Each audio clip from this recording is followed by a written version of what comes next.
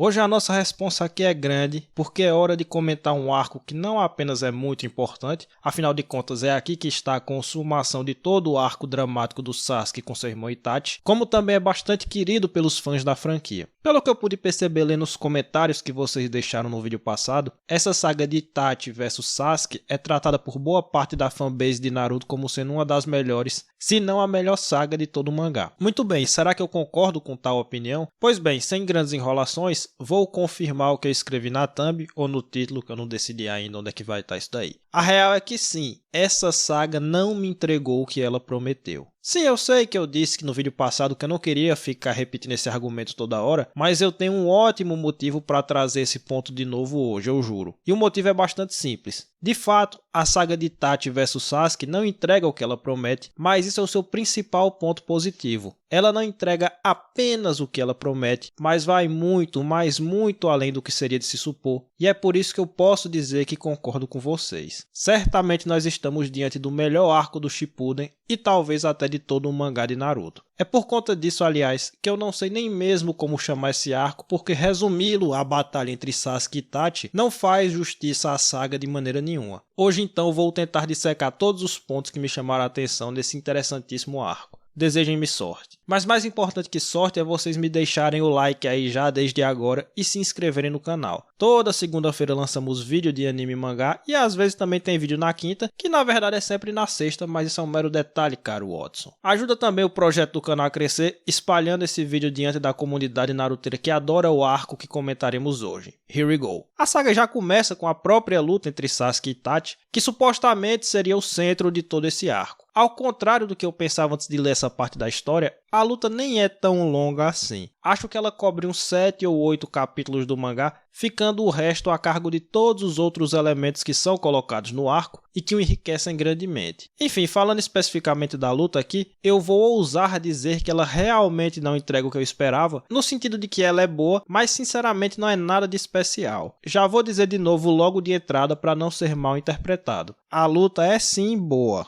Ela tem um satisfatório nível de entretenimento. A questão aqui é que esse combate carrega um peso muito grande porque ele representa a resolução de tudo o que foi construído para o personagem do Sasuke desde o começo da série. Era uma missão dificílima essa do Kishimoto de ter que construir uma batalha digna de toda essa expectativa criada e aumentada ao longo de todos os anos de publicação do mangá de Naruto. Assim, quando vemos que essa é uma luta que tem como principal mérito o entretenimento proporcionado pela grande quantidade de técnicas diferentes que aqui são utilizadas, é difícil não ficar com a impressão de que se esperava mais do combate em si do que o que realmente foi apresentado. Curiosamente, essa talvez seja a luta menos interessante dentre todas as que foram travadas entre os heróis e os ninjas da Akatsuki. Nós temos sim algumas surpresas nos eventos que acontecem dentro da luta, temos também, como eu já disse, uma série de técnicas interessantes como aquele golpe elétrico do Sasuke ou o Susanoo do Itachi, mas a verdade é que em termos de combate em si ficamos por aí. Nós não temos estratégias interessantes como as que vimos na luta do Shikamaru contra o Hidan, por exemplo. Não temos os elementos de mistério em torno dos poderes do inimigo como no caso de Pain vs Jiraiya. Não temos nem mesmo um nível de tensão comparável com o da luta contra o Sasori, né? Sakura vs Sasori e por aí vai. Nesse sentido, analisando de forma descolada do contexto geral, eu realmente afirmo que essa talvez seja a luta menos interessante dentre os membros da Akatsuki. Acho que fica pau a pau com a do Deidara, mas mesmo no caso dessa última, eu ainda fiquei mais interessado com as técnicas do Deirada, porque vocês me cobraram que não é Deidara, é Deirada. Então,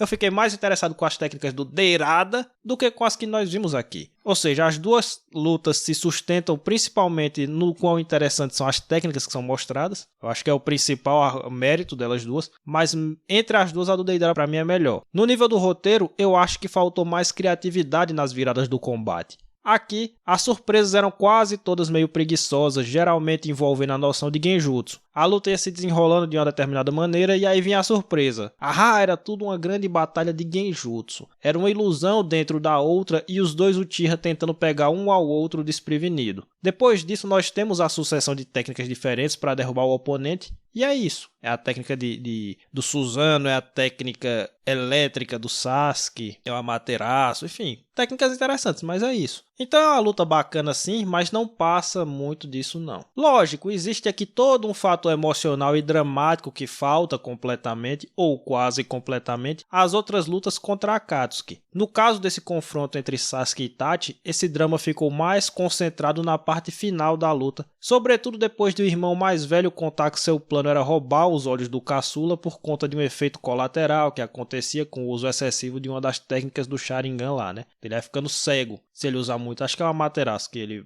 vai deixando ele cego. Ou é o próprio Mangekyo Sharingan, não sei, é um dos dois aí. E aí ele precisaria transplantar o olho do Sasuke, né? E é com essa noção de roubo dos olhos que o Kishimoto brinca para construir o momento mais carregado dramaticamente de toda essa luta, que é justamente a cena final do combate, na qual o Itachi, aparentemente vencedor, né, daquele embate, vai em direção a seu irmão para roubar-lhe os olhos, apenas para no final de tudo dar um leve toque na testa do Sasuke e dizer: "Desculpe-me, Sasuke, não haverá uma próxima vez", fazendo uma rima narrativa a várias cenas mostradas no flashback do clã Uchiha ainda lá no Naruto clássico, né? No último arco do Naruto clássico a gente viu pela primeira vez o flashback do Sasuke, e aí em vários momentos o Itachi dava essa pancadinha na testa do Sasuke para dizer que na próxima, e dessa vez ele vai dar a pancadinha e diz que não vai ter uma próxima vez. Enfim, é uma jogadinha interessante essa da rima narrativa como forma de gerar um momento de grande carga emocional, e tudo isso fica ainda melhor quando ficamos sabendo do contexto real da vida do Itachi, que é o que ocorre logo após o fim do combate. Mas falando da luta em si, as coisas ficam por aí. Eu imagino que seja justo dizer que o final desse combate deve ter trazido uma enorme sensação de alívio ao leitor da época, que provavelmente pensou que ali se encerrava de vez o tormento do Sasuke, que a partir dali o jovem Uchiha poderia ter paz e conseguiria começar a construir sua vida para além do sentimento de vingança e etc. Nesse sentido, suponho que o quadro no qual o próprio Sasuke dá um leve sorriso aliviado tenha sido muito eficiente em gerar a identificação do público que estava se sentindo da mesma forma. Infelizmente, esse é um daqueles casos nos quais o enorme sucesso de uma obra meio que joga contra ela, porque para o leitor atual, para quem está lendo nos dias de hoje, como eu estou fazendo, essa sensação toda não pode mais ser acessada pelo simples motivo de que nós já sabemos que esse não é o fim da jornada do Sasuke. Naruto fez tanto sucesso que mesmo aqueles que não leram a obra sabem que após a luta o Sasuke recebe certas informações que fazem com que ele mude radicalmente sua visão de mundo e adquira um novo alvo para sua vingança. Então a gente não fica mais aliviado quando a gente lê essas páginas, a gente sabe que é um alívio falso e que rapidamente vai ser quebrado. Mas para quem estava lendo na época, imagino que tenha sido difícil conter a sensação desse alívio no momento em que o Itachi caiu ali morto. Aquilo ali representava que o Sasuke finalmente estava livre de todo o seu tormento, em tese, né? Nesse sentido, tentando pensar com a cabeça de quem não sabia dos eventos posteriores, eu aplaudo o Kishimoto por ter manipulado os sentimentos do público de maneira eficiente. Digo, ele soube gerar essa sensação de alívio ao final da luta entre Sasuke e Itachi, apenas para logo em seguida virar o mundo do personagem e também do leitor de cabeça para baixo com as revelações do Tobi logo após o combate. Tudo que o Sasuke e o público achavam ser fatos incontestáveis eram apresentados sob uma luz inteiramente nova que mudava por completo toda a leitura que se fazia do Itachi e de todo o ocorrido com o clã Uchiha. Foi um trabalho tão bem feito de surpreender o público e de uma maneira nada forçada que esse trecho ficou eternizado no mundo do shonen. Como eu disse anteriormente, até quem não acompanha Naruto sabe desses eventos, tamanho o impacto que o autor conseguiu gerar. E isso só é possível quando você faz um trabalho muito bem feito. Dá para perceber que o Kishimoto já tinha planejado essa virada desde o início, já que ele deixou todas as portas abertas e preparou tudo cuidadosamente para que a surpresa não parecesse artificial. Então se você voltar lá no primeiro flashback que ele mostrou ainda lá no Naruto clássico, você vai ver que ele criou tudo de uma maneira muito cuidadosa para parecer que era uma coisa, mas deixando todas as portas abertas para quando ele fizesse a virada, você voltar lá e perceber que, beleza, estava tudo ali de alguma forma, né? Não contrariou nada do que estava ali. Enfim, nós ainda não entramos efetivamente nessa parte do pós-luta. O ponto que eu quero enfatizar aqui é a habilidade do autor em trabalhar os sentimentos do público, deixando-o aliviado no momento da morte do suposto grande vilão da história do Sasuke, apenas para revelar logo em seguida que aquele indivíduo não era o grande vilão da história do Sasuke e que o nosso jovem Uchiha ainda não tinha encontrado sua paz. Antes o contrário, era depois de saber a verdade sobre seu irmão que o Sasuke se afundava ainda mais no caminho das trevas. Apenas para encerrar os comentários sobre a luta em si, não posso deixar passar a reincidência que o Kishimoto cometeu no gravíssimo crime de humilhar uma vez mais o Cabeça Branca, reizinho de Naruto. Ele trouxe a lenda suprema desse mangá de novo apenas para destroçar com ele de uma vez por todas, e isso tudo dando a ele apenas uma mísera página de toda essa luta. É intancável o desrespeito do Kishimoto com o lendário Cabeça Branca. Esse rapaz é reincidente no crime de lesa pátria, com o verdadeiro rei que manda nessa alma maldita dessa obra. Então fica aqui novamente a minha indignação, que o Kishimoto de novo injustiçou o Cabeça Branca. Tudo muito bem, tudo muito bom, mas se fosse só isso, só esses méritos que eu trouxe aqui, né? Se o arco fosse realmente só a luta, e sendo a luta apenas ok, apenas legalzinha, eu criticaria fortemente toda essa saga. Eu viria aqui e enfatizaria que nós esperamos tempo demais para esse confronto, para recebermos apenas uma batalha nota 7, e que é um absurdo que a saga que finaliza, ou supostamente finaliza, a jornada do Sasuke tenha recebido apenas isso. Mas aí é que entra a melhor parte. Aqui o Kishimoto se deu o trabalho de entregar muito mais do que o que estava inicialmente combinado. Após a luta, nós entramos naquele que é o verdadeiro centro dramático dessa saga. Porque sejamos sinceros, o verdadeiro apelo dessa parte da história não é a confrontação entre os irmãos, como seria de se supor, mas sim a revelação posterior de toda a verdade acerca da vida e dos objetivos de Itachi Uchiha. Aí sim o Kishimoto foi capaz de construir uma história que deu uma recompensa emocional completamente digna de toda a expectativa criada para o enredo entre o Sasuke e o seu irmão mais velho. Em relação a essa revelação que mudou tudo o que sabíamos sobre o Itachi, eu quero destacar 2 pontos principais. O primeiro desses pontos é todo o aspecto político das revelações feitas pelo Tobi ao Sasuke. Antes de adentrar na história do Itachi propriamente dita, o vilão passou por todo o contexto da criação de Konoha, do modo como a sociedade da Vila da Folha foi se organizando ao longo do tempo e das disputas de poder que aconteceram no interior daquela sociedade. Tudo isso, além de ser realmente muito importante para entendermos a história do Itachi e do Sasuke, serve também para nos fazer ver o outro lado da sociedade de Konoha que até então não conhecíamos. Não é nem só a questão de sabermos da história da vila, de sermos informados acerca do primeiro Hokage, por exemplo, mas também de vermos um pouco da perspectiva do lado minoritário de um conflito que acontecia no seio daquela sociedade e acerca do qual pouco ou nada sabíamos até então. Ficamos sabendo do verdadeiro modo como o clã Uchiha era tratado e encarado pelos outros segmentos de Konoha, que era um ponto que não nos tinha sido revelado ainda. Era tudo tratado como se houvesse uma grande harmonia naquela vila e a gente descobre que não era bem assim, né? Então as ambiguidades daquela vila começam a ser reveladas a partir do que diz Tobi ao Sasuke. Inclusive devo elogiar aqui o bom trabalho feito pelo Kishimoto em cima da questão do tribalismo. No fundo da fratura profunda que atingia a sociedade de Konoha, estava nada mais nada menos que esse senso de pertencimento aos clãs que sempre esteve acima da vontade de unidade que poderia trazer efetiva paz àqueles povos. O acordo entre clãs foi firmado, mas a desconfiança de uns contra os outros nunca foi deixada de lado, e isso só pôde ter como produto conflito e violência de parte a parte. E essas coisas estão tratadas ali de maneira adequada. E é justamente nesse contexto de violência de parte a parte que surge o Itachi, que é o segundo ponto de destaque dentro de todo esse trecho das revelações do Tobi. Obviamente, depois que ouvimos toda essa parcela da história de Konoha e entendemos como o irmão do Sasuke se encaixa em todo esse xadrez, somos levados a fazer uma reavaliação radical de seu personagem. Até os dias de hoje, a fandom se coloca nesse debate, o que já denota aquela que é a principal característica do personagem do Itachi. Ele é ambíguo, é complexo e é falho. Ele não foi, evidentemente, o vilão que o Sasuke pensava que ele era ao longo de toda a sua vida. Ao invés de um traidor sanguinário do próprio povo, vemos que o Itachi era um indivíduo muito mais confuso e inseguro do que seríamos capazes de suspeitar. Por outro lado, ele não era nenhum tipo de herói, que o Sasuke posteriormente passou a considerar, e que aparentemente uma parte da fanbase de Naruto considera até hoje. Olhe pelo ângulo que se queira, o fato é que o Itachi destruiu por completo seu próprio povo. Ele matou seus familiares e seus amigos. Não existe nenhuma justificativa plausível para o que ele fez. Existem explicações, mas nunca justificativas. No final das contas, o motivo pelo qual eu disse que o Itachi era um indivíduo confuso é justamente o preço que ele aceitou pagar supostamente em nome da paz. Ele era tão radicalmente anti-guerra e favorável à estabilidade que aceitou varrer o próprio clã do mapa e viver como um pária, sendo odiado pelo próprio irmão, que era aquele a quem ele mais amava, apenas para supostamente manter a paz de Konoha. É lógico que é o tipo de atitude de uma alma atormentada e confusa, ao contrário do que poderia parecer em uma primeira análise de seu personagem. Porque vemos que ele aceitou ser considerado um traidor por todos aqueles que ele quis defender e nunca olhou para trás depois de ter tomado sua decisão. Isso parece denotar que o Itachi era portador de uma firmeza inabalável em suas convicções. mas a verdade é que ele foi meramente usado. Pegaram-no pelo ponto fraco. Sabendo do seu completo horror às guerras, o fizeram cometer a atrocidade mais inominável e ele, confuso quanto era, entrou nesse jogo no qual ele não tinha nada a ganhar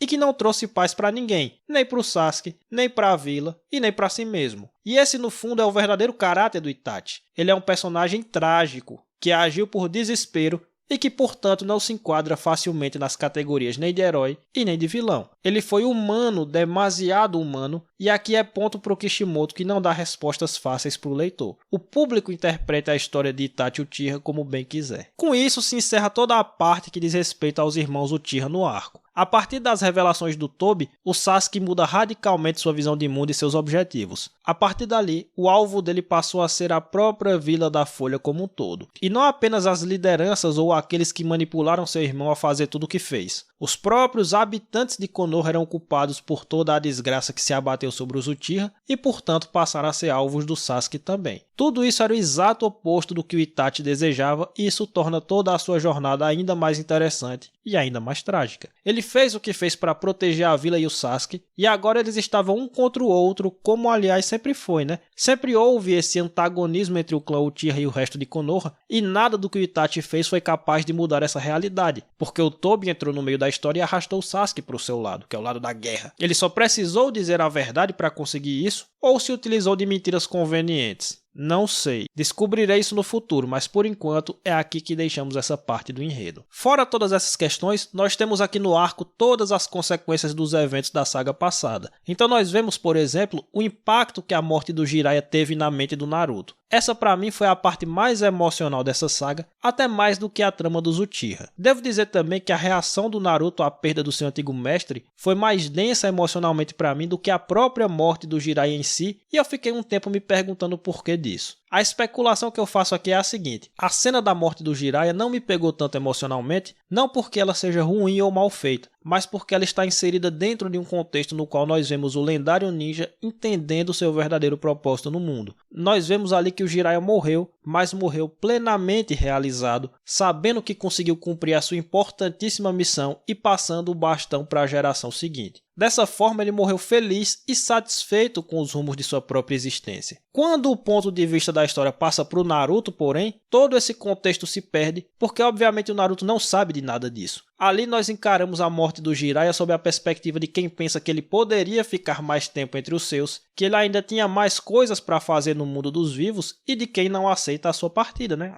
O ponto de vista de quem não aceita a partida do Jiraiya. Sob essa perspectiva, tudo fica muito mais triste e a melancolia termina sendo o tom emocional predominante daquelas páginas, ao contrário do arco passado, que transmitia a sensação de fechamento de uma jornada. E esse é um ponto que eu reputo como muito positivo dentro da escrita do Kishimoto, que soube retratar o mesmo evento sob dois pontos de vista totalmente diferentes e com a mesma eficiência, proporcionando uma experiência completa para o leitor. A reação da Tsunade também serve a esse mesmo propósito, né, de entristecer um pouco, de dar um pouco mais de peso dramático à morte do Jiraiya. É claro que ela também serve a esse propósito, mas em um grau bem menor do que a reação do Naruto, até porque temos bem menos espaço para Tsunade do que para a reação do protagonista à perda do seu mestre, né? Mas a reação desses dois personagens serve a esse propósito de dar um pouco mais de tristeza à morte do Jiraiya em contraposição com o senso de realização que a partida dele deixou no arco passado. Outra das consequências que nós temos do arco passado é a questão da investigação da mensagem deixada pelo Jiraiya para ajudar na luta contra o Pain. Aqui eu realmente não estava esperando um trecho tão satisfatório do ponto de vista investigativo, mas o que vemos nesse arco é um trecho muito interessante de pesquisa e tentativa de desvendar os códigos deixados pelo Jiraiya, com um bom nível de detalhamento das investigações realizadas e que possuem ainda o mérito de que todas essas investigações fazem sentido. Não há nenhuma forçada de barra aqui e os personagens vão chegando às devidas conclusões de forma natural. Como cereja do bolo, nós temos um trecho dessa pesquisa que só poderia ter sido realizado pelo Naruto,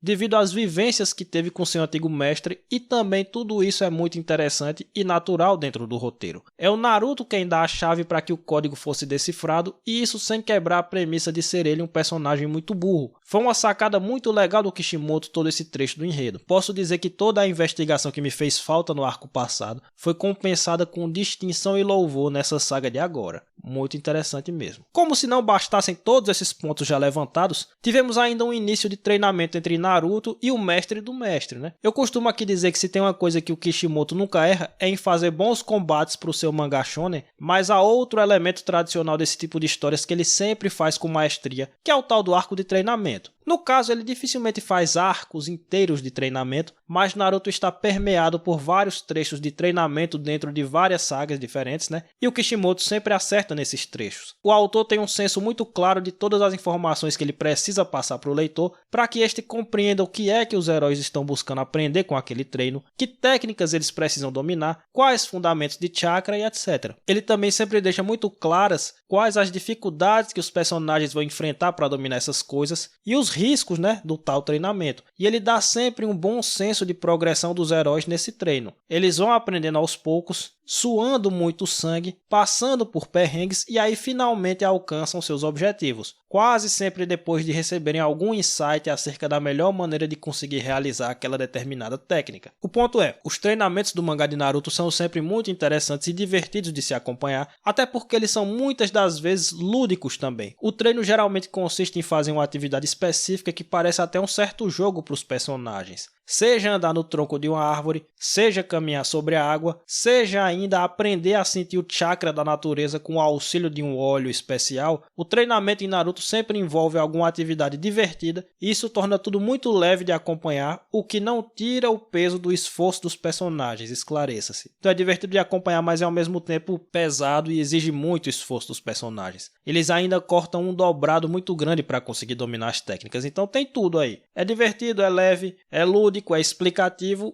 mas ele denota um grande esforço dos personagens e depois nós vemos o resultado disso nas batalhas que se seguem, né? Então, muito bom. E para encerrar tudo de vez, temos ainda mais um elemento, que é a revelação da última das Jinchuriki, que é a de 8 caudas portada pelo Killer Bee. Aqui eu vou contar um negócio interessante. Eu já conhecia o personagem do Killer Bee e sabia que ele dava uma coça no Sasuke, porque eu lembro de ter visto os fãs de Naruto discutindo isso na comunidade do Orkut que eles tinham na época, né, 2009, 2010, sei lá, 2008, por aí. Como vocês sabem, eu não acompanhava Naruto, mas sim One Piece, então eu não participava das discussões naruteiras que aconteciam. Mas um belo dia, eu quis ir ver o que eles estavam conversando na comunidade deles, né, lá no Orkut, e vi a galera comemorando, a galera soltando fogos porque um tal de Killer Bee tava espancando o Sasuke. Beleza, eu fiquei com essa informação na minha mente, né? Quando eu comecei essa série de vídeos aqui pra comentar Naruto, arco a arco, eu fiquei com essa curiosidade. Quem diabos é Killer Bee? E como ele entra nessa história? Como é que ele simplesmente aparece e espanca o Sasuke do nada? O que é que tem o Sasuke a ver com esse tal de Killer Bee? Quem é esse cara? E os capítulos vão passando, os arcos vão passando e não aparece Killer Bee? Eu não sei quem é Killer Bee, como é que é isso? Agora eu finalmente descobri. Ele é um portador das Jinchuriki. Na verdade eu tinha descoberto, acho que no mês passado, quando eu peguei uma imagem, eu joguei Jinchuriki no Google Imagens e vi lá todas as 8 e tava ele lá de bração cruzado. Eu digo, tá bom, já entendi qual é a dele. Mas ainda não sabia como é que ele entrava na história, né? Eu digo, como é que ele passava a enfrentar o Sasuke, né? E o modo como ele entra na história é muito interessante porque o Sasuke vai atrás dele depois de ter fechado um acordo com a Akatsuki. Ou seja, existe uma certa política de acordos ali que faz com que os caminhos do jovem Uchiha cruzassem com o do ninja tirado a rap, né? O suposto Eminem aí da parada, do 50 Cent do lance aí. É um trecho bem legal do roteiro desse arco, esse do acordo que o Sasuke faz com o Tobi, porque dá uma variada boa e inesperada no curso dos acontecimentos, quebrando novamente aquela dinâmica de ser só Akatsuki versus heróis. Ou seja, aquela coisa que eu elogiei no arco da Ponte Tente, né, que tinha Akatsuki versus heróis e aí tinha o Orochimaru. Aqui entra o Sasuke não para fazer a mesma coisa que o Orochimaru fazia antes, mas ele entra para dar uma variada nessa dinâmica, né? Tem a Akatsuki, tem os heróis e tem o Sasuke que tá por hora junto com a Akatsuki, mas que a gente sabe que não vai ficar assim até o final. Então dá uma variada legal e aí fica meu elogio, então. Sempre que acontecer isso eu vou deixar meu elogio. É nóis. Enfim, meus amigos, estamos aqui diante do melhor arco de Naruto Shippuden, sem sombra de dúvidas. Talvez seja o melhor arco de todo o mangá, mas eu já não tenho certeza, mas do Shippuden é o melhor. Ironicamente, a luta em si entre Sasuke e seu irmão é a parte menos interessante dessa saga e com sobras. Para além dela, nós temos revelações muito importantes acerca do passado daquele universo, né, daquela vila. Nós somos apresentados ao verdadeiro drama do atormentado coração do Itachi. Temos toda a tristeza do Naruto ao saber que perdeu seu mestre. Nós vemos um treinamento bem feito, bem estruturado, bem trabalhado, muito interessante. Nós temos uma investigação inesperada, que eu não sabia que tudo que alguma investigação ia ter, eu sabia. Mas eu, na verdade, achava que o Naruto só ia se ligar no significado da mensagem do Jiraiya no meio da luta contra o Pain. E que o Naruto ia deduzir sozinho por algum acontecimento passado que ele teve com o Jiraiya, alguma coisa assim. Mas não, eles descobrem a mensagem agora e por meio de uma investigação muito bem conduzida, que eu não estava esperando. E ainda fechamos tudo com um acordão entre Sasuke e Akatsuki. Só ficou realmente faltando ver o Killer Bee espancando o Uchiha, mas isso fica pra próxima, né? Pra saber porque é que vocês adoraram tanto o fato do Sasuke ter apanhado do Killer Bee. Mas isso aí vai ficar pra próxima mesmo. Então esse é o melhor arco do Shippuden. Pelo mesmo motivo que eu elogiei o arco da Ponte Tente, aliás, né? Faz várias coisas ao mesmo tempo e todas elas muito bem. A que ele faz bem ainda é a luta do Sasuke contra o Itachi. Não é excelente, mas é boa ainda. E faz um monte de outras coisas e todas elas muito bem. Então realmente gostei bastante desse arco. Por hoje é só, senhores. Dá aí teu like. Se inscreve no canal para continuar acompanhando os vídeos. Compartilha esse vídeo para a comunidade naruteira. E me ajuda a chegar nos 3.000 inscritos aí. Vamos ver se a gente continua crescendo o nosso projeto. Por hoje é só. Até a próxima. Valeu, valeu.